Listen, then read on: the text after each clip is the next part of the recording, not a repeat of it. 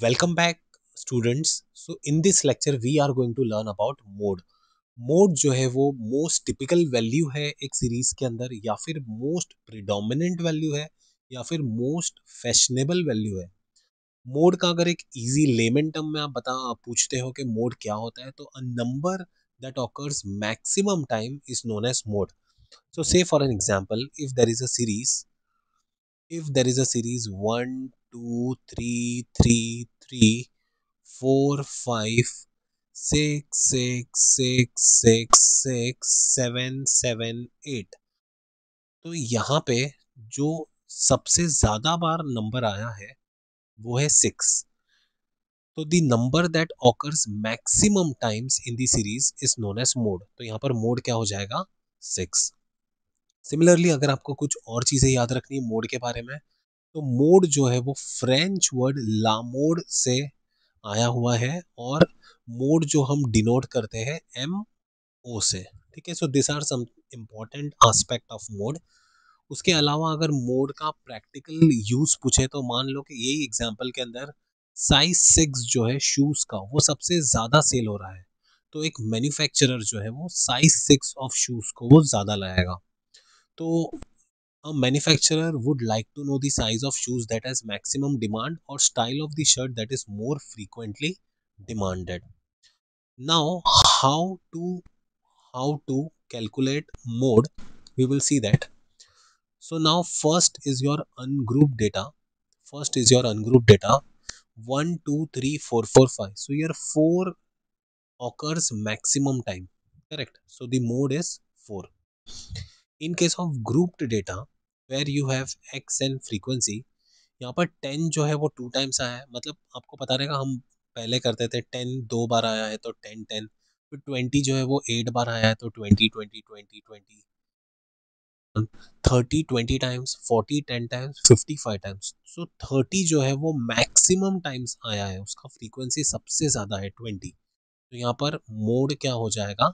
30। Now there is a concept of unimodal, bimodal, no mode and multimodal. So we will learn one by one.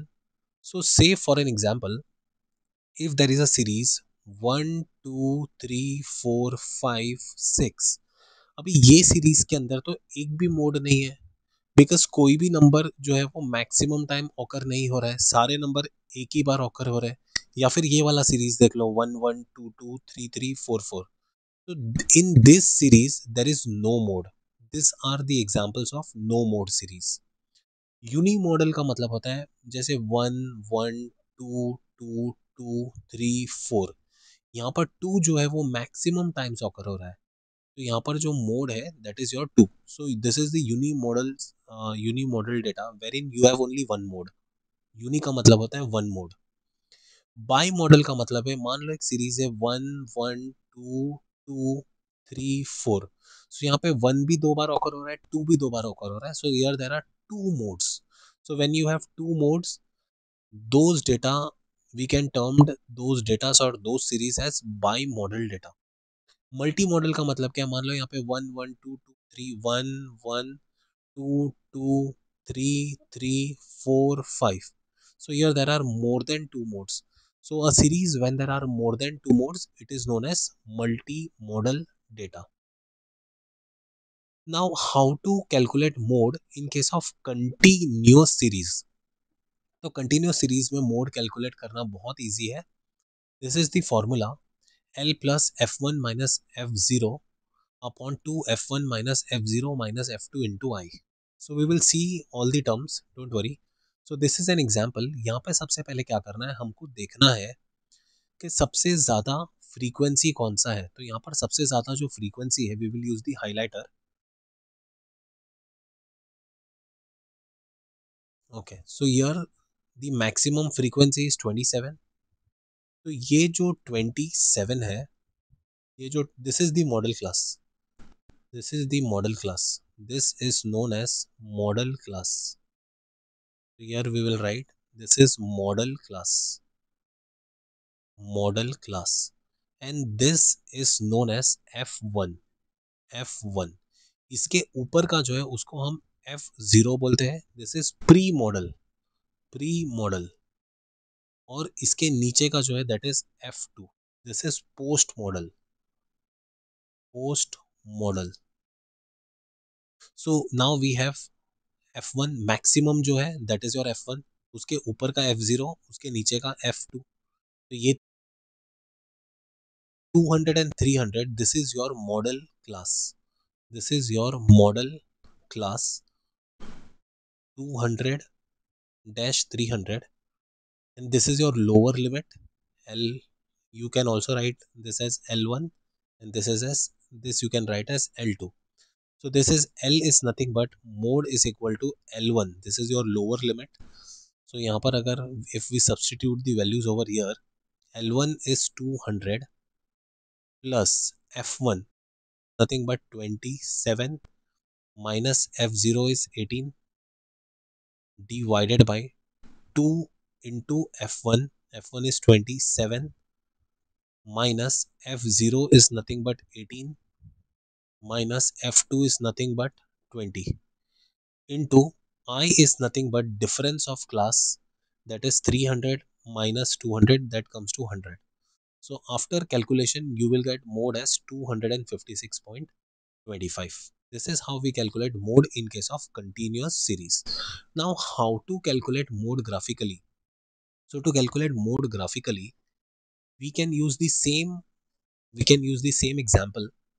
So 0 to 100 is 13, 100 to 200 is 18, 200 to 300 is 27, then we have 20, 17 and 6. So here we have 13, 18, 27, 20, 17 and 6. Same question we are using, the previous example. And here the classes are 0 to 100, 100 to 200 and so on up to 600, correct? 500 to 600. The first thing is we will draw the histogram. So this is the histogram. 0 to 100 is 13, 100 to 200 is 18 and so on. अभी यहाँ पर जो maximum frequency है वो 27 है, जो 200 to 300 class में आ रही है. ये हमने यहाँ पर भी देखा था. यस और नो?